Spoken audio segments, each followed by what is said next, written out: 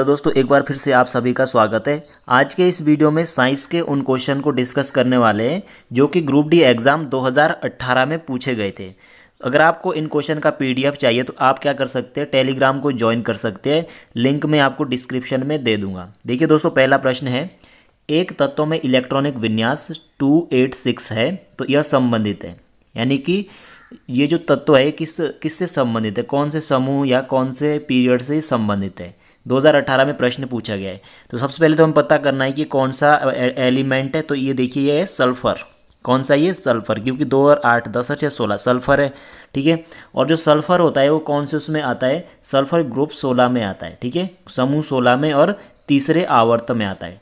आपको पता होना चाहिए जो ये सीधी लाइनें होती है इनको क्या बोलते हैं, जो क्षैतिज लाइनें होती है इन्हें क्या बोलते हैं, इन्हें आवर्त बोलते हैं। ठीक है, इनकी संख्या कितनी है, आवर्त की संख्या है 7, इंग्लिश में पीरियड बोलते हैं। और जो ये कॉलम है इनको क्या बोलते हैं, ग्रुप बोलते हैं, यानी कि समूह बोलते हैं। ये भी आपको पता होना चाहिए। अगला प्रश्न है, आधुनिक आवर्त सारणी में किस अवधि में, अवधि यानी कि पीरियड की बात हो रही है। ठीक है, पीरियड, आधुनिक आवर्त सारणी में किस पीरियड में 32 तत्व सम्मिलित है। 2018 का प्रश्न है।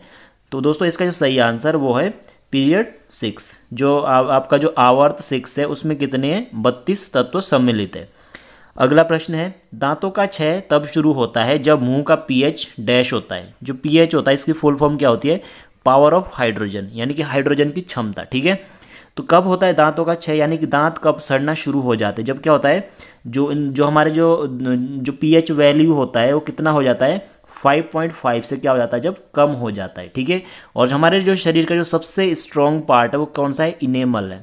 ये भी आपको याद रखना है, ये भी मुंह में ही पाया जाता है। ठीक है, इनेमल है। और हमारे दांत क्यों सड़ते हैं, बैक्टीरिया के कारण ही क्या होते हैं, हमारे दांतों का क्षय होना शुरू हो जाता है। अगला प्रश्न है, आधुनिक आवर्त सारणी में किस समूह में रासायनिक रूप से निष्क्रिय तत्व होते हैं। आपको पता होना चाहिए कितने समूह हैं, ग्रुप कितने हैं आधुनिक आवर्त सारणी में, टोटल 18 ग्रुप है। ठीक है, निष्क्रिय तत्व वे तत्व होते हैं जो मतलब किसी से कोई रिएक्शन नहीं करते। तो आपको पता होना चाहिए जो ग्रुप 18वां ग्रुप है इसमें क्या है, निष्क्रिय तत्व पाए जाते हैं। यानी इनमें क्या है, नोबल गैस है इनमें, यानी अक्रिय गैस है, किस में पाई जाती है, ग्रुप 18 में। तो इसका सही आंसर क्या हो जाएगा, ऑप्शन सेकेंड। ठीक है, अब अगला प्रश्न देखिए कि दिए गए प्रतीक, यानी इसकी बात और जो ये प्रतीक दिया गया है इसका नाम क्या है, किस तत्व का प्रतिनिधित्व करता है ये। तो इसका सही आंसर है ऑप्शन सेकंड, हाइड्रोजन। ठीक है, हाइड्रोजन को इस प्रतीक के द्वारा मतलब डिनोट किया जाता है। अगला प्रश्न है, मैं आपको बता देता हूँ, जो मरकरी होता है इसको हम Hg से लिखते हैं और इसका जो एटॉमिक नंबर होता है कितना होता है, 80 होता है। ठीक है, और ये क्या होता है, ऐसा ये एक धातु है जो कि कमरे के ताप पर क्या होती है, द्रव अवस्था में पाई जाती है। ये भी आपको ध्यान रखना है। अगला प्रश्न है, 12 किलोग्राम द्रव्यमान की एक वस्तु जमीन से एक निश्चित ऊंचाई पर है। यदि वस्तु की स्थितिज ऊर्जा 480 जूल है तब जमीन से ऊंचाई की ज्ञात कीजिए। ठीक है, तो इसमें देखिए क्या बोला गया, एम कितना दे रखा है, एम दे रखा है 12 kg। काफ़ी इजी क्वेश्चन है। एम कितना दे रखा है, 12 kg दे रखा है। और स्थितिज ऊर्जा कितनी दे रखी है, स्थितिज ऊर्जा दे रखी है 480 जूल, यानी कि यू कितना दे रखा है, 480 जूल दे रखा है। हमें क्या निकालनी है, एच निकालना है, एच निकालना है। और यहाँ पे देखिए जो जी का मान है वो कितना दे रखा है, यहाँ पे 10 दे रखा है। तो आप इसे आसानी से सॉल्व कर सकते हैं। हमें पता है कि जो स्थितिज ऊर्जा होती है क्या होता है, एम जी एच। ठीक है, और यू का वैल्यू कितनी दे रखी है, 480 दे रखी है, यू की वैल्यू 480 दे रखी है। और क्या बोलते हैं, एम की वैल्यू कितनी दे रखी है, एम की वैल्यू दे रखी है इसमें 12, जी की वैल्यू 10 और एच की हमें निकालनी है। तो इसको 12 से 480 को काटो 40 बार कटेगा और 10 को 40 से काटो 4 बार, तो यानी एच की वैल्यू कितनी आ गई, 4 मीटर। तो ऑप्शन थर्ड इसका क्या है, सही आंसर है। अगला प्रश्न है, निम्नलिखित में से किस तत्व के चिन्हों में केवल एक अक्षर होता है। जितने भी दोस्तों प्रश्न है सारे के सारे ग्रुप डी एग्जाम में पूछे गए हैं।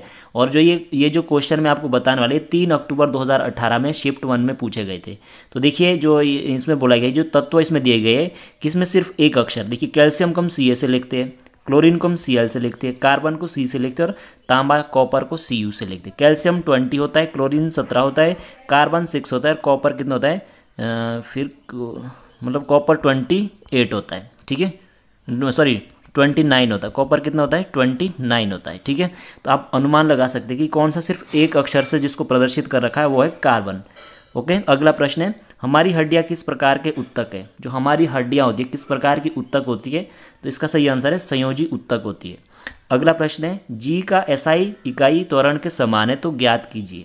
मतलब जी का जो एसआई इकाई है त्वरण के समान है जो कि है, यानी कि जो जी का त्वरण है कितना, जी का जो वैल्यू किसका ए के बराबर है, ठीक है, यानी कि जो जी की जो एसआई मात्रक है। तो आप इसका मतलब यूनिट निकाल सकते हैं, इसकी यूनिट कितनी होगी। तो हम देखो मैं बताता आपको कैसे आप इसकी यूनिट निकाल सकते हैं। देखिए हमें पता है कि जो त्वरण होता है क्या होता है, वेग परिवर्तन समय की दर, और वेग क्या होता है, दूरी परिवर्तन समय की दर, ठीक है, दूरी परिवर्तन समय की दर, ये दूरी परिवर्तन समय की दर 1t पहले से है। तो दूरी को हम किस में निकालते हैं, मीटर में, और समय को निकालेंगे सेकंड स्क्वायर, क्योंकि 2 बार समय। तो क्या हो जाएगा, जो त्वरण का जी का जो त्वरण का जो ऐसा ही मात्रक हो जाएगा, क्या हो जाएगा, मीटर पर सेकंड स्क्वायर।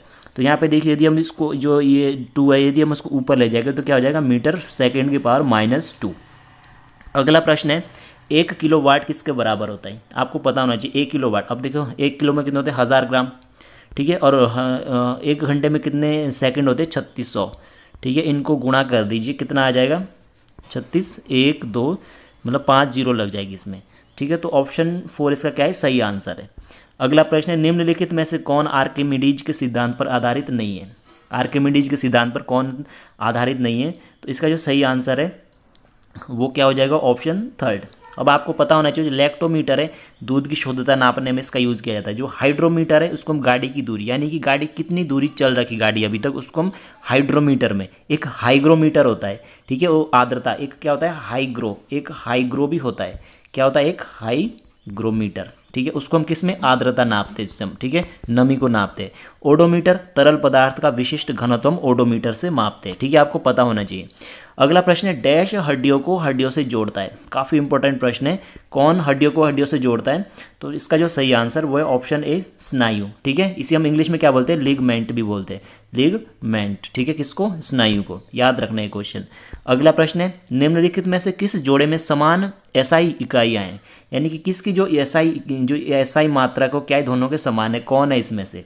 तो देखिए दोस्तों क्या होता है, इसका जो देखिए जो कार्य और ऊर्जा है ना, इनका जो एसआई मात्रक होता है वो क्या होता है, जूल होता है, क्या होता है, जूल होता है। कार्य का एसआई मात्रक, बाकी सब के मात्रक क्या हो गए, अलग अलग हो गए।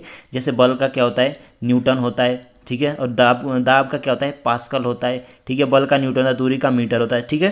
तो इनका अलग अलग है, लेकिन कार्य और ऊर्जा क्या है, एक कार्य क्या है, कार्य को हम ऊर्जा में और ऊर्जा को हम कार्य में बदल सकते, तो इसलिए क्या है, दोनों का मात्रक सेम है, ठीक है। अब देखिए क्या यहाँ पे देखिए क्या बोला गया है, जो ऊर्जा और कार्य के जो मानक इकाइयों क्या है, जूल है, ठीक है, और दाब का पास्कल है, बल का न्यूटन है, ठीक है, और संवेग, संवेग का आप कैसे निकालेंगे, संवेग का जो आपका एसआई मात्रक हो गया किलोग्राम मीटर प्रति सेकंड है, ठीक है। मैं आपको अभी थोड़ा बता दूंगा कि किस टाइप से आप मात्रक निकाल सकते हैं। उस पद का चयन कीजिए जो तीसरे पद से उसी प्रकार संबंधित है जिस प्रकार दूसरा पहले से। तो अमीटर, जो धारा होती है, जो करंट होता है, उसको हम किसमें, अमीटर में मापते हैं, ठीक है, किसमें मापते हैं, अमीटर में। और जो आपका जो प्रतिरोध होता है, आर होता है, उसको हम किसमें नापते हैं, ओम में, ठीक है, ओम। और हमें पता है कि V बराबर आई आर होता है, ये क्या है, ओम का नियम है। तो R बराबर क्या होता है, R बराबर होता है V/I, ठीक है, इस प्रकार से हम इसको निकाल सकते हैं। अगला प्रश्न है, सही अर्थों में मुक्त रूप से किसी वस्तु का गिरना केवल होता है, सही अर्थ में मुक्त रूप से किसी वस्तु का गिरना कब होता है, जब हम क्या करते हैं, वस्तु को निर्वात में रखते हैं। निर्वात में का मतलब क्या है कि उसमें कोई भी पार्टिकल्स मौजूद नहीं है, किसके अलावा, सिर्फ इसमें ग्रेविटेशन फोर्स होगा सिर्फ, ठीक है, ग्रेविटेशन, गुरुत्वाकर्षण बल के अलावा कोई इसमें अलग से मतलब इसको अवरोध पैदा नहीं करेगा। तो इसलिए हम उस वस्तु को क्या कहेंगे कि ये वस्तु क्या है, मुक्त रूप से गिर रही है, कब, जब हम उस वस्तु को किस में रखते हैं, निर्वात में रखते हैं, ठीक है। अगला प्रश्न है, टंगस्टन डैश का गलनांक होता है, जो टंगस्टन होता है उसका जो गलनांक होता है कितना होता है, ठीक है। तो जो दोस्तों देखिए जो टंगस्टन है इसका जो गलनांक होता है वो होता है 3422। ग्रुप डी एग्जाम में पूछा गया प्रश्न है, 3422 डिग्री सेल्सियस होता है। और आपको पता होना चाहिए जो टंगस्टन होता है इसको हम W से प्रदर्शित करते हैं, ठीक है। और इसका जो एटॉमिक नंबर होता है यानी कि परमाणु संख्या होती है 74 होती है, 74 होती है, ठीक है। और ये क्या एक प्रकार का संक्रमण तत्व होता है। जो डी ब्लॉक के जो एलिमेंट होते हैं उन्हें हम संक्रमण तत्व कहते हैं, ठीक है। टंगस्टन का क्या होता है, गलनांक काफ़ी उच्च होता है, ठीक है। इसलिए क्या करते हैं, जो बल्ब होता है उसके फिलामेंट में हम इसका यूज़ करते हैं, ठीक है। और जो बल्ब के अंदर गैस होती है भरी हुई कौन सी होती है, नाइट्रोजन या ऑर्गन जैसी निष्क्रिय गैस से भरी होती है, ओके, ये भी आपको ध्यान रखना है। अगला प्रश्न है, निम्नलिखित में से कौन सा विटेकर द्वारा दिए गए किंगडम वर्गीकरण का हिस्सा नहीं है। जो विटेकर एक साइंटिस्ट थे, इन्होंने क्या किया था, किंगडम को 5 भागों में डिवाइड किया था, ठीक है, वर्गीकरण किया था। तो उनमें से कौन सा नहीं है, प्रोटोजोआ नहीं है, ठीक है, आपको ध्यान रखना है। अगला प्रश्न है 400 किलो द्रव्यमान की बंदूक की संवेग की गणना कीजिए जब यह 0.25 मीटर पर सेकंड 1 के वेग से प्रतिक्षेपित होती है। हमें क्या निकालना है, इसका संवेग मतलब p की गणना करनी है, p बराबर mv, ठीक है, और m दे रखा है 400, सिंपल सा क्वेश्चन है, और 0.25 इसकी जब आप गुणा कर देंगे, मल्टीप्लाई कर देंगे, तो इसका जो सही आंसर हो जाएगा वो क्या हो जाएगा, 100, ठीक है, 100, यानी कि ऑप्शन 4 इसका क्या हो जाएगा, सही आंसर हो जाएगा 100 किलोग्राम मीटर सेकंड 1, ठीक है।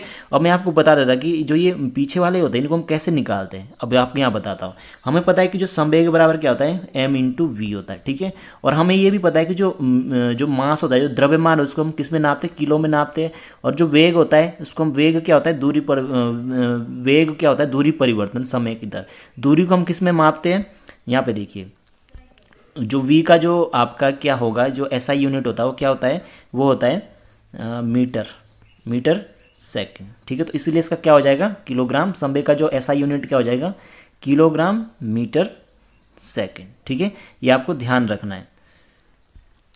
अगला प्रश्न है जिन पदार्थों की गंधीय अम्लीय या क्षारीय माध्यमों में बदलती है, जिन पदार्थों की गंध अम्लीय या क्षारीय माध्यम में बदलती है उन्हें क्या कहा जाता है, उन्हें कहा जाता है घ्राण संकेतक। क्या कहा जाता है, घ्राण संकेतक, यानी कि ओलिफैक्टर इंडिकेटर, क्या कहा जाता है, ओलिफैक्टर इंडिकेटर्स इन्हें हम कहते हैं, ठीक है। अगला प्रश्न है कॉपर के 1 मोल में कितने परमाणु मौजूद होते हैं। जो कॉपर होता है इसका कि परमाणु क्रमांक कितना होता है, आपका होता है 29, ठीक है, कॉपर का परमाणु क्रमांक 29 होता है, ठीक है। डी ब्लॉक के एलिमेंट होते हैं, डी ब्लॉक के एलिमेंट को संक्रमण तत्व कहते हैं, ठीक है, ये आपको पता होना चाहिए। तो इसका जो इसके 1 मोल में कितने परमाणु होते हैं, इसके होते हैं 6.022 × 10⁻23। इसे हम क्या बोलते हैं, इसे हम एवोगैद्रो संख्या भी कहते हैं, एवोगैद्रो नंबर्स हम इसे कहते हैं, ठीक है। अगला प्रश्न है शक्ति को किस रूप में परिभाषित किया गया है। जो शक्ति होती है उसे हम किस रूप में परिभाषित कर सकते हैं, देखिए यहाँ पे जो P बराबर होता है, P को हम शक्ति को हम P से डिनोट करते हैं। शक्ति बराबर क्या होता है, W/T, यानी कि कार्य करने की समय की दर। तो शक्ति को हम किस में देखेंगे, कार्य करने की दर या ऊर्जा के हस्तांतरण को, ठीक है। तो ऑप्शन ए इसका क्या है, सही आंसर है। अब देखिए जो शक्ति होती है, पावर होती है, इसका जो मात्रक होता है वो क्या होता है, वाट होता है, ठीक है, वाट होता है। अब देखिए वाट बराबर क्या होगा, कार्य का मात्रा क्या होता है, जूल होता है, ठीक है, और समय का टाइम का मात्रा क्या होगा, सेकंड। तो 1 वाट बराबर क्या होगा, 1 जूल पर सेकंड, ठीक है, ये आपको पता होना चाहिए। अगला प्रश्न है उस प्रक्रिया का नाम बताइए जिसमें किसी धातु पर उसके आसपास मौजूद पदार्थ जैसे नमी, अम्ल इत्यादि द्वारा हमला किया जाता है। तो उसे हम क्या कहते हैं, उसे हम कहते हैं संक्षारण। क्या कहते हैं, हम उसे कोरोजन कहते हैं, यानी संक्षारण कहते हैं, ठीक है। ऑक्सीकरण क्या होता है, जिसमें क्या होता है, एडिशन ऑफ ऑक्सीजन, यानी कि ऑक्सीजन जुड़ता है और हाइड्रोजन क्या होता है, निकलता है। और जो अपचयन होता है उसमें क्या होता है, और हाइड्रोजन जुड़ता है और ऑक्सीजन क्या होता है, बाहर निकलता है। रेंसिडिटी क्या होता है, आपने देखा होगा कि जो अचार वगैरह होते हैं, मतलब अगर हम खाने को लंबे समय तक रखते हैं तो उसमें एक अजीब टाइप की मतलब दुर्गंध आ जाती है, उसे हम क्या कहते हैं, रेंसिडिटी कहते हैं, यानी विकृत गंधिता कहते हैं, ठीक है, ये आपको पता होना चाहिए। अब देखिए जैसे जंग है, लोहे पे जंग लगना, तो जो जंग होता है उसको क्या, जंग का जो सूत्र होता है वो क्या होता है, जो जंग होता है, देखिए यहाँ पे इंपॉर्टेंट है, जंग का सूत्र क्या होता है, Fe2O3XH2, ठीक है, ये जंग का सूत्र है। और जंग क्या होता है, ऑक्सीडेशन होता है। कि बताइए कि जंग कैसा प्रोसेस है, ऑक्सीडेशन प्रोसेस है, ठीक है। इसमें क्या होता है, addition of oxygen and removal